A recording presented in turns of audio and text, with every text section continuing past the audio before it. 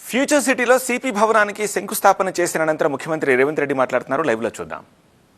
సమస్యలు కాదు, ఈడ సమస్యలు పరిష్కారం కావాలంటే స్థానిక సంస్థల ఎన్నికైన సర్పంచులు, కౌన్సిలర్లు, కార్పొరేటర్లు ప్రభుత్వానికి సహకరించినప్పుడే ఈ సమస్యలు పరిష్కారం అవుతాయి. కాబట్టి మీరు విధిగా ఫ్యూచర్ సిటీ పరిధిలోకి వచ్చే అన్ని గ్రామాల సర్పంచుల వివరాలు తెప్పించుకొని ప్రభుత్వ అధికారిక కార్యక్రమం ఉన్నప్పుడు వాళ్ళందరికీ ఒక పాస్ పంపించండి.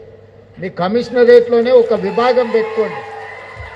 దాంతో ఏమవుతుందంటే మేము దారెంబడి వస్తున్నప్పుడు ప్రజాప్రతినిధులు దారి పక్కన నిలబడి మమ్మల్ని లోపలికి రానివ్వడం లేదు అని చెప్పడం, మళ్ళీ మేము ఆగి వాళ్ళను లోపలికి పంపించండి అని చెప్పడం, ఇదంతా మనకెవరికి మంచిది కాదు.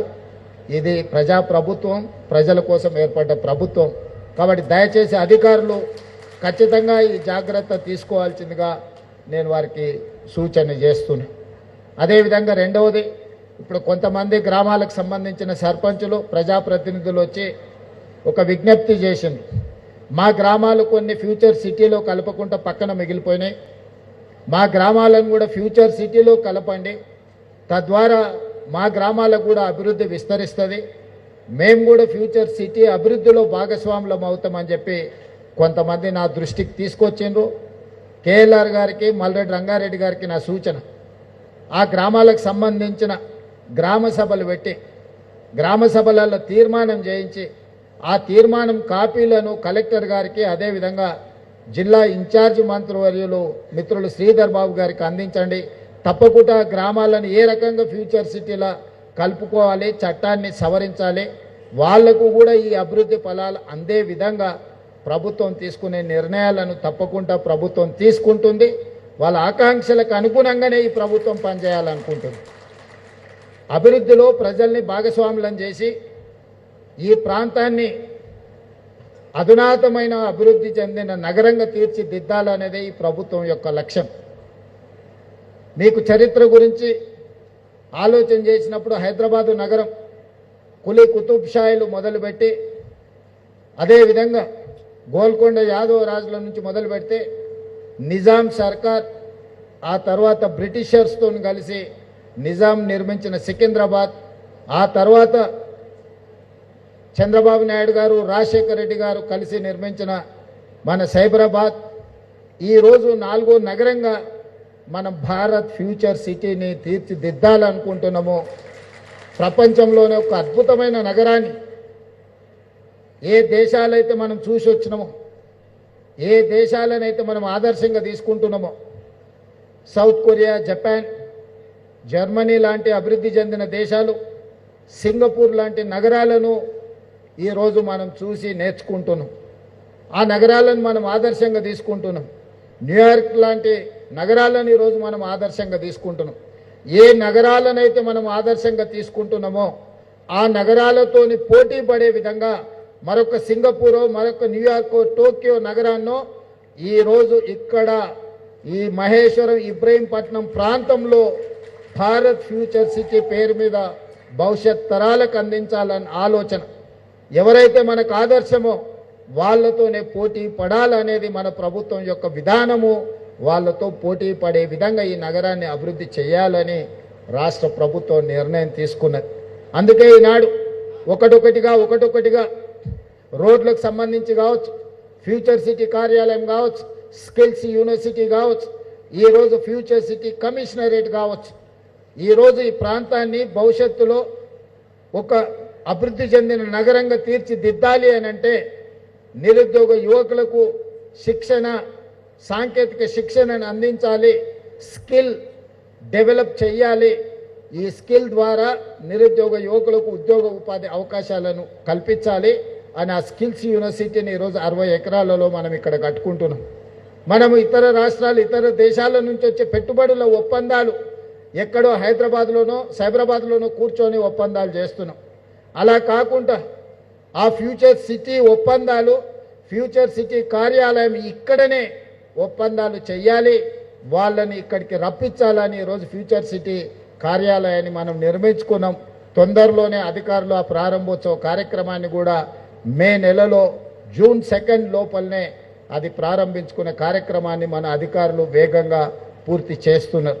అదేవిధంగా మొన్న జరిగిన గ్లోబల్ సమ్మిట్ మీరందరూ చూసి ప్రపంచ దేశాల నుంచి దిగ్గజ సంస్థల్ని ఇక్కడికి రప్పించడమే కాకుండా 3 రోజులు అద్భుతంగా గ్లోబల్ సమ్మిట్ నిర్వహించడం ద్వారా పెట్టుబడులకు నమ్మకం విశ్వాసంతో పాటు ఈ ప్రాంతం అనుకూలమైన ప్రాంతము, అంతర్జాతీయ ఎయిర్పోర్టుకు కూతవేటి దూరంలోనే ఈ భారత్ ఫ్యూచర్ సిటీ ఉన్నదని, ఎక్కడో అభివృద్ధి జరిగిన దగ్గర సమ్మిట్లు పెట్టుకోకుండా ఎక్కడైతే మనం అభివృద్ధి చేపట్టాలనుకుంటున్నామో, ఎక్కడైతే అభివృద్ధిని ప్రపంచానికి చూపించాలనుకుంటున్నామో అక్కడనే మన గ్లోబల్ సమ్మిట్ నిర్వహించినాం. మన అధికారులు నిరంతరం శ్రమించి అద్భుతంగా గ్లోబల్ సమ్మిట్ను నిర్వహించారు. ఈరోజు ప్రపంచానికి మన పట్ల విశ్వాసం నమ్మకం కలిగింది. రాష్ట్రానికి పెట్టుబడులు రాబోతున్నాయి. ఆ పెట్టుబడులు ఈ ప్రాంతంలోనే మీకు అందుబాటులో ఉండబోతున్నాయని చెప్పి నేను ఈ సందర్భంగా తెలియజేయదలుచుకున్నా.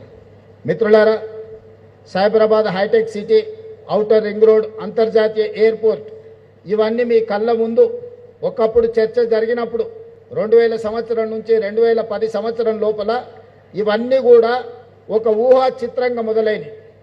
ఆ రోజు అవి చూపించిన నాయకులను అవహేళన చేసినారు. ఇట్లాంటి 7 అంతస్తుల మేడలు గాల్లో కడుతున్నారు, ఇది సాధ్యమైతాయా అని ఆనాడు మాట్లాడారు. పెద్దలు తిగల కృష్ణారెడ్డి గారు ఇక్కడనే ఉన్నారు. ఆ రోజు హైదరాబాద్ నగర మేయర్గా ఈ ప్రణాళికలు రచించినప్పుడు వారు ఈ నగరానికి మేయర్. ఆ రోజు ఇవన్నీ చూపించినప్పుడు, ఇవన్నీ చర్చ జరిగినప్పుడు ఆనాటి ప్రజా ప్రతినిధులను అవహేళన చేసిండ్రు, ఇది సాధ్యమయమైన విషయమేనా అని. కానీ ఈరోజు నిజమైంది. ఈ దేశంలోనే 160 కిలోమీటర్ల 500 ఫీట్లు ఉండే ఔటర్ రింగ్ రోడ్డు ఏ నగరానికి లేదు. అది ఢిల్లీ దేశ రాజధాని కావచ్చు, ఫైనాన్షియల్ క్యాపిటల్ ముంబై కావచ్చు, ఐటీ క్యాపిటల్ బెంగళూరు కావచ్చు, చెన్నై ఇండస్ట్రియల్ క్యాపిటల్ చెన్నై కావచ్చు, ఎవరికి ఇంత అద్భుతమైన ఆస్తి లేదు. ఈరోజు దేశంలోనే ఒక అద్భుతమైన ఔటర్ రింగ్ రోడ్ మన దగ్గర ఉంది. మన హైదరాబాద్ ఎయిర్పోర్ట్ ప్రపంచంతోనే ఈరోజు పోటీ పడుతుంది. మన దగ్గర ఉన్న ఐటీ కంపెనీలు, మన దగ్గర ఉన్న ఫార్మా కంపెనీలు, మన ప్రపంచం సంక్షోభంలో మునిగినప్పుడు, కోవిడ్ వచ్చినప్పుడు 4 కోవిడ్ వ్యాక్సిన్స్ను ప్రపంచం ఉత్పత్తి చేస్తే అందులో 3 కోవిడ్ వ్యాక్సిన్స్ హైదరాబాద్ నుంచి, జినోమ్ వ్యాలీ నుంచి తెలంగాణ రాష్ట్రం ప్రపంచానికి అందించింది, మన రాష్ట్రానికి కాదు. ఐటీ ఎగుమతులు, ఈరోజు డిఫెన్స్ ఎగుమతులు 100% అభివృద్ధి చెందింది. పోయిన సంవత్సరం 3500, 3600 కోట్ల ఎగుమతులు చేస్తే ఈ సంవత్సరం 7500 కోట్ల రూపాయలు ఎగుమతులు ఈరోజు డిఫెన్స్లో మనం పెట్టినాం. మనం రాఫేల్ అని యుద్ధ విమానాన్ని విన్నాం. ఆ రాఫేల్ని సర్వీస్ సెంటర్ ఎంఆర్ఓ ఈరోజు జిఎంఆర్ ఈరోజు శంషాబాద్ ఎయిర్పోర్టులో, ఫ్రాన్స్లో ఒకటి ఉంటే రెండవది మన దేశంలో మన నగరంలో మీ ఊర్లోనే ఈరోజు సాఫ్రాన్ ఎంఆర్ఓ ఈరోజు ఇక్కడ ప్రారంభించుకున్నాం. సాఫ్రాన్ ఎంఆర్ఓలో యుద్ధ విమానాలను ఈరోజు సర్వీస్ చేసే సెంటర్స్గా, వాటిలో వచ్చే సమస్యలు పరిష్కరించే సెంటర్గా రాణించింది. ఇట్లా చెప్పుకుంటూ వెళ్తే ఈ సక్సెస్ స్టోరీస్, ఆనాడు భూసేకరణకు ప్రయత్నం చేసినప్పుడు, స్థానిక సమస్యలు వచ్చినప్పుడు ఆనాటి మంత్రివర్యులు దేవేందర్ గౌడ్ గారు కూర్చొని గ్రామాలలో సర్ది కట్టుకొని పోయి కూర్చొని గ్రామాలలో ఉన్న పెద్ద మనుషులను పిలిచి కూర్చోబెట్టి మాట్లాడి, మన రంగారెడ్డి జిల్లాలో తాగనీకే నీళ్లు లేవు, పిల్లని ఇచ్చేటోళ్ళు లేడు, మన దిక్కు మళ్ళీ చూసేటోళ్ళు లేడు, ఈ అభివృద్ధి వస్తేనే మన జిల్లా బాగుపడుతుందని ఆ రోజు నిరంతరం దేవేందర్ గౌడ్ గారు కృషి చేయబట్టి ఈ ప్రాంతానికి ఇంత అభివృద్ధి వచ్చింది.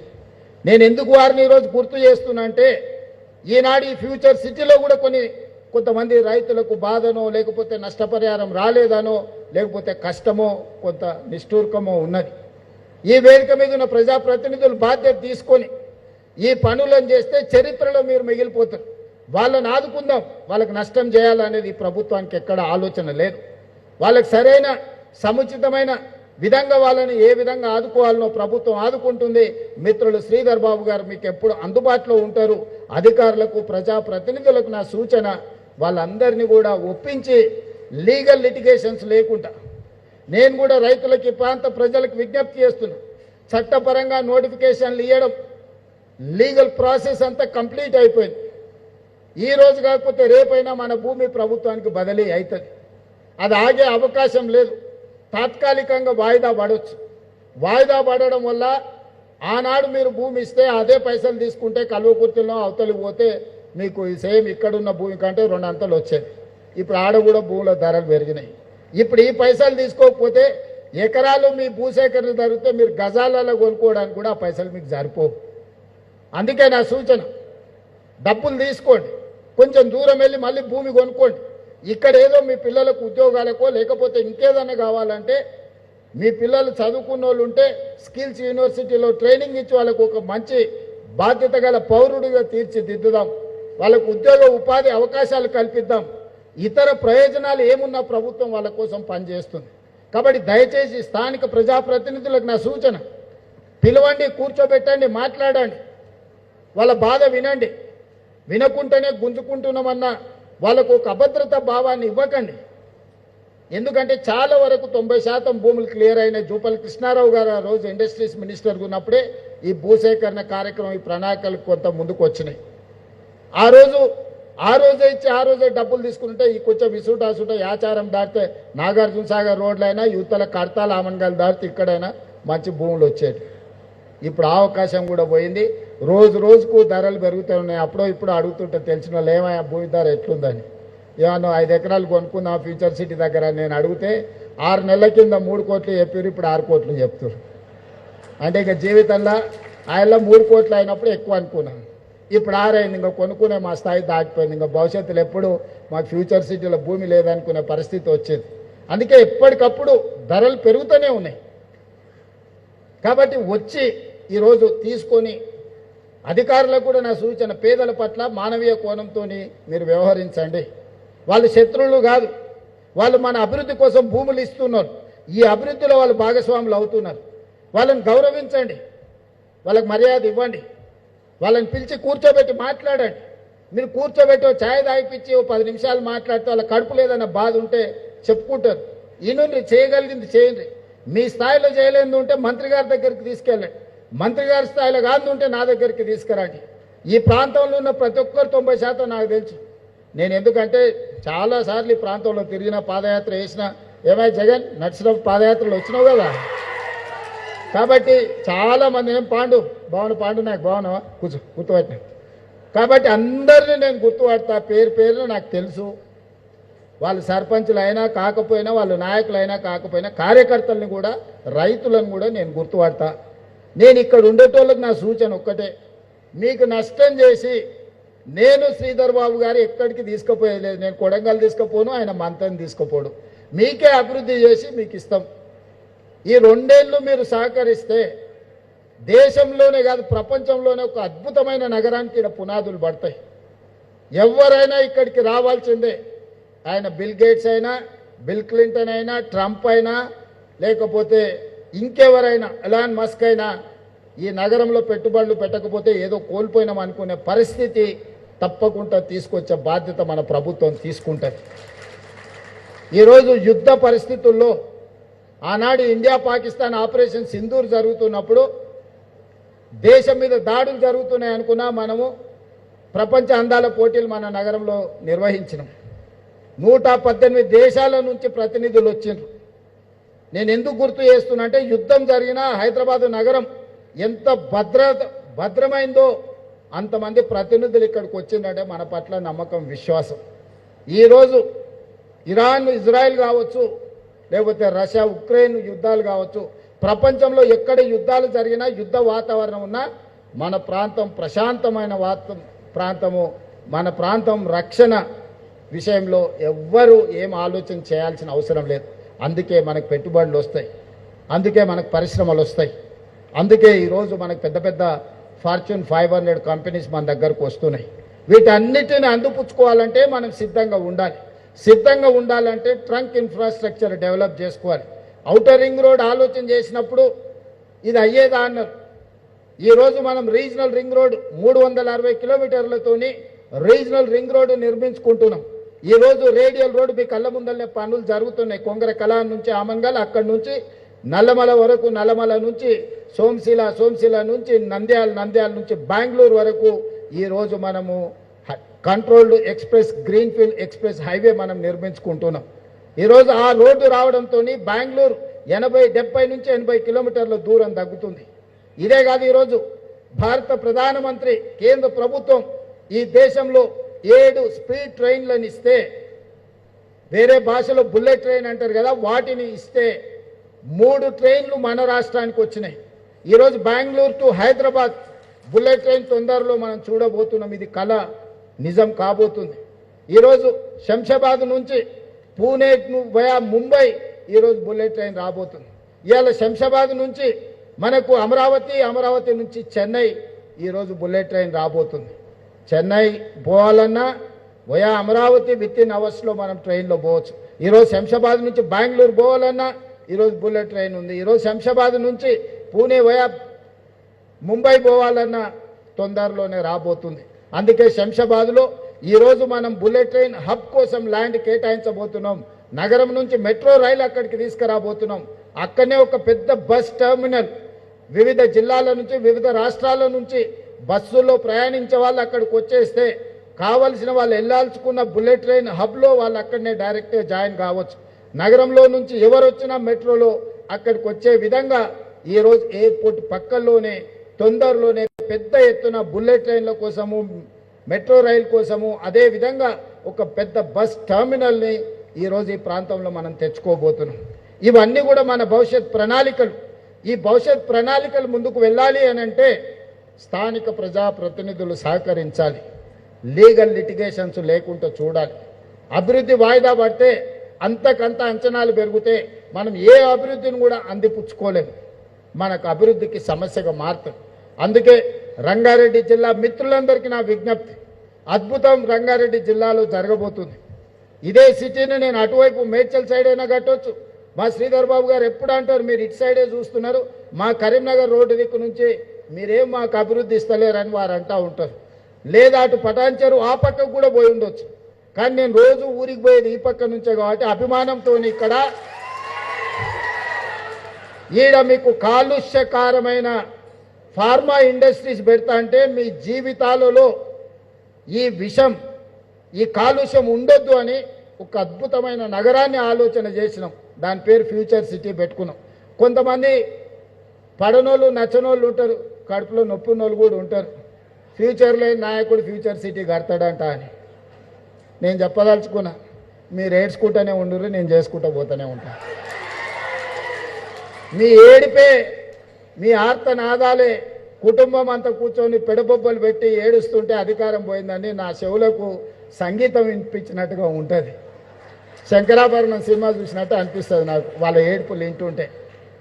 ఎందుకంటే వాళ్ళు దుఃఖం, బాధ, మేము దోసుకుందాం అనుకున్నాం, ఇంకా 10 ఏళ్ళు 20 ఏళ్ళు ఏలుకుందాం అనుకున్నాం, అర్ధాంతరంగా ఓ రైతు బిడ్డ వచ్చి గుంజుకొని పోయిండు అని వాళ్ళు ఏడుస్తారు. సహజంగా పోయినోనికి ఏడుపు ఉంటుంది, ఉండదా? రావణాసురుడు చచ్చిపోయినప్పుడు కూడా వాళ్ళు ఇంట్లో ఏడ్చుంటారు కదా. కానీ రాముడు మంచి కోసమే రావణాసురుడిని చంపిండు కదా.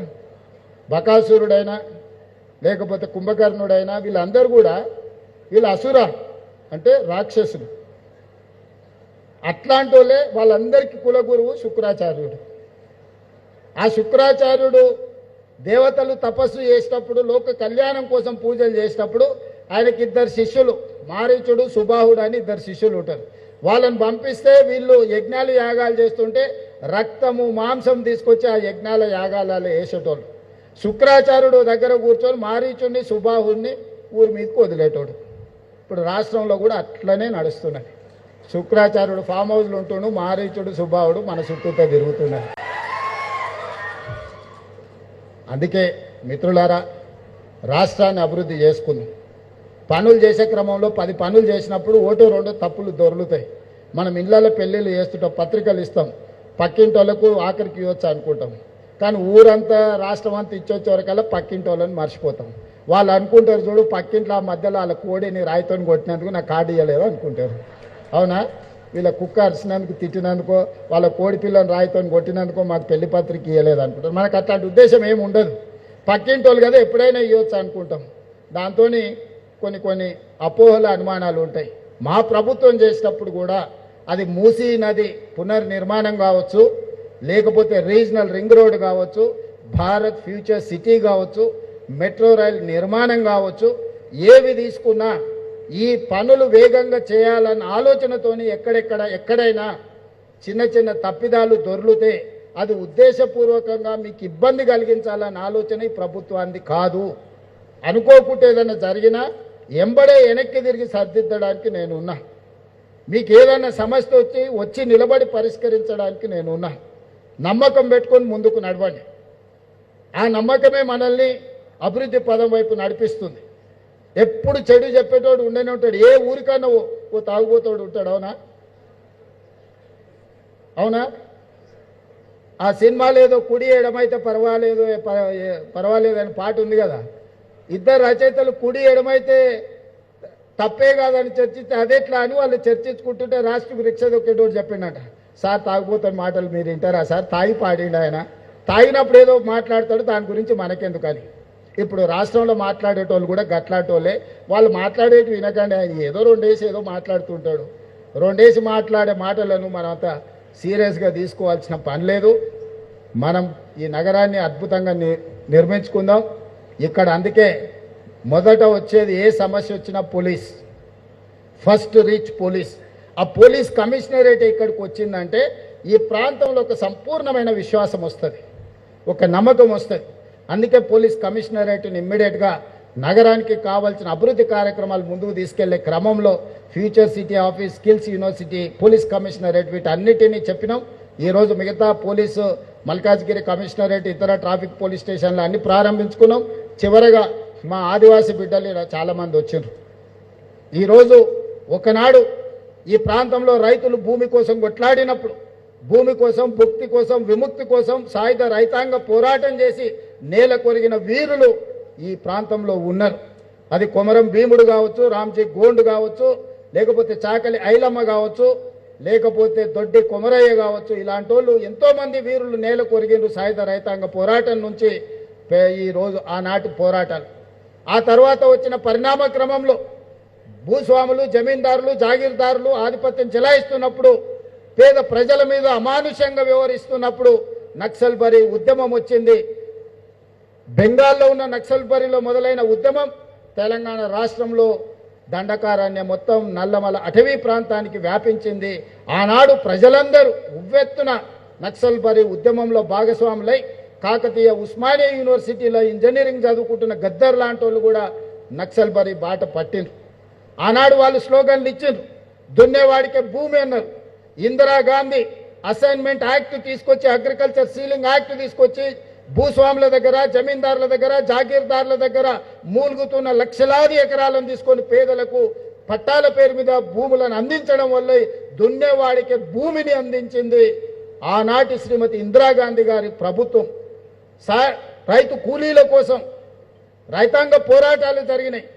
వాళ్ళ కూలీతో పాటు గిట్టుబాటు ధర గురించి ఆనాడు ఉద్యమాలు జరిగితే ఆ ఉద్యమాలను దృష్టిలో పెట్టుకొని కనీస మద్దతు ధర చట్టాన్ని తీసుకొచ్చి, ఎంఎస్పీ తీసుకొచ్చి, ప్రపంచంలో ఏ వస్తువు ఎవడు ఉత్పత్తి చేస్తే ఉత్పత్తి చేసేవాడే ధర నిర్ణయిస్తాడు. ఒక్క రైతు మాత్రమే తాను ఉత్పత్తి చేసిన పంటను బజార్కు తీసుకెళ్తే, మండికి తీసుకెళ్తే, మార్కెట్కు తీసుకెళ్తే కొనుగోలు చేసేటోడు ధర నిర్ణయిస్తాడు. ప్రపంచంలో అత్యంత దోపిడీకి లోనైంది రైతు. ఆ రైతును కాపాడాలని కనీస మద్దతు ధర చట్టాన్ని తెచ్చి ఈ దేశంలో రైతులను కాపాడింది, రైతులను ఆదుకున్నది ఇందిరాగాంధీ గారు, రాజీవ్ గాంధీ గారు. అదేవిధంగా రైతు కూలీ సంఘాలు, కూలీ దొరక్క అంబలి కేంద్రాలను చూసిన మనం. కరువు ఉన్నప్పుడు అంబలి కేంద్రాలను బస్టాండ్లో పూర్తి పెట్టేది.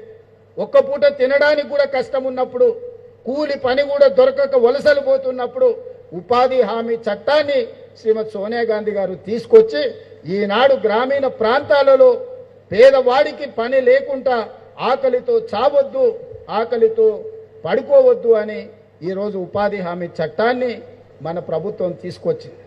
కనీస మద్దతు ధర కావచ్చు, ఉపాధి హామీ పథకం కావచ్చు, రైట్ టు ఎడ్యుకేషన్ యాక్ట్ కావచ్చు, రైట్ టు ఇన్ఫర్మేషన్ యాక్ట్ కావచ్చు, చట్టాలన్నీ సవరించుకుంటూ పేదల కోసం పనిచేసింది.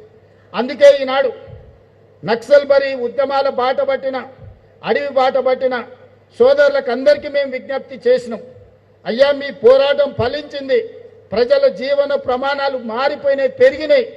మీరు అడ్డుకోవడం వల్ల గిరిజన ప్రాంతాలలో, తండాలలో, గూడాలలో, మారుమూల పల్లెల్లో ఈ ప్రభుత్వం చేయాలనుకుంటున్న అభివృద్ధి ఆగిపోతుంది. ఆ ఆదివాసి బిడ్డలకు ఉద్యోగ ఉపాధి అవకాశాలు కల్పిస్తాం. జనజీవన స్రవంతిలో కలవండి అని పిలుపునిచ్చినాం. మనం వచ్చిన తర్వాత ఇంతకుముందు సుమతి గారు చెప్పారు, శివధర్ రెడ్డి గారు చెప్పారు, 814 మంది నక్సలైట్లు ఉద్యమ బాటను వీడి జనజీవన స్రవంతిలో కలిసిండ్రు. సెంట్రల్ కమిటీ మెంబర్స్ అందరూ ఈరోజు వచ్చిండ్రు. ఇంకా ఒకరిద్దరు పెద్దలు మిగిలిపోయినారు, వాళ్ళకు కూడా వయసు మీద పడ్డది. అందులో ప్రముఖ వ్యక్తి గణపతి. నేను ఈ వేదిక మీద నుంచి వారికి విజ్ఞప్తి చేస్తున్నా, ప్రభుత్వం మీ ఆరోగ్యం బాగలేదని ప్రభుత్వం దృష్టికి వచ్చింది. మీకు అవసరమైన వైద్యాన్ని అందించే బాధ్యత రాష్ట్ర ప్రభుత్వం తీసుకుంటుంది. మీ ప్రాణానికి రక్షణ కల్పించే బాధ్యత మా రాష్ట్ర ప్రభుత్వం తీసుకుంటుంది. ఇక మీ ఉద్యమం ప్రజలలో ఉండి ప్రజా సమస్యల్ని ప్రస్తావించండి, అవి పరిష్కరించడానికి ప్రజా ప్రభుత్వం అందుబాటులో ఉంది. ఇంకెవరైనా అడవుల్లో ఉండి నక్సలైట్ ఉద్యమాలతోని ప్రభావితమైన వాళ్ళు ఎవరైనా ఉంటే జనజీవన స్రవంతిలోకి రాండి. మీకు ఆర్థికంగా మీరు ఉండడానికి మీకు అన్ని రకాలుగా ఈ రాష్ట్ర ప్రభుత్వం ఆదుకుంటుంది. ఈనాడు గిరిజనుల యువకులకు గిరిదర్శక్ పేరు మీద ఆనాడు నక్సలైట్లకు అడవుల్లో దారులు చూపించిన మా గిరిజన బిడ్డల్ని ఆదిలాబాద్ పోతే గోండులు ఉండొచ్చు, మహబూబాబాద్ ములుగు ఈ ప్రాంతానికి పోతే కోయలు ఉండొచ్చు, అచ్చంపేట అడవుల్లో పోతే చెంచులు ఉండొచ్చు, ఇతర ప్రాంతాలలో పోతే మా లంబాడ సోదరులు ఉండొచ్చు. ఈ గిరిజనుల బిడ్డలను ఈ రాష్ట్ర అభివృద్ధిలో భాగస్వాములు చేసినప్పుడే నిజమైన ప్రజాపాలనను అందించినట్టుగా మేము భావిస్తున్నాం. అందుకే టూరిజం శాఖ నుంచి, అదేవిధంగా ఫారెస్ట్ డిపార్ట్మెంట్ నుంచి తెలంగాణ జరూర్ ఆనా అనే ఒక స్లోగన్ తీసుకొని ఎండోమెంట్ టూరిజం, ఫారెస్ట్ టూరిజం, ఈరోజు అన్ని టూరిజంలను అభివృద్ధి చేసి వీళ్ళకందరికీ ఒక ఉపాధి కల్పించాలని ఒక మంచి ఆలోచనతోని గిరిదర్శక్ కార్యక్రమాన్ని తీసుకొని ఆ పిల్లలకి ఈరోజు నియామక పత్రాలు అందించబోతున్నాం. మీరు ఎవరైనా మన వాళ్ళు ఎక్కడికెక్కడికో వెళ్తున్నారా, మన దగ్గర అద్భుతమైన సహజ వనరులు, ప్రకృతి సంపద ఉన్నది. మనం మన ఊరిలో పోవట్లేదు. మీరు ఒక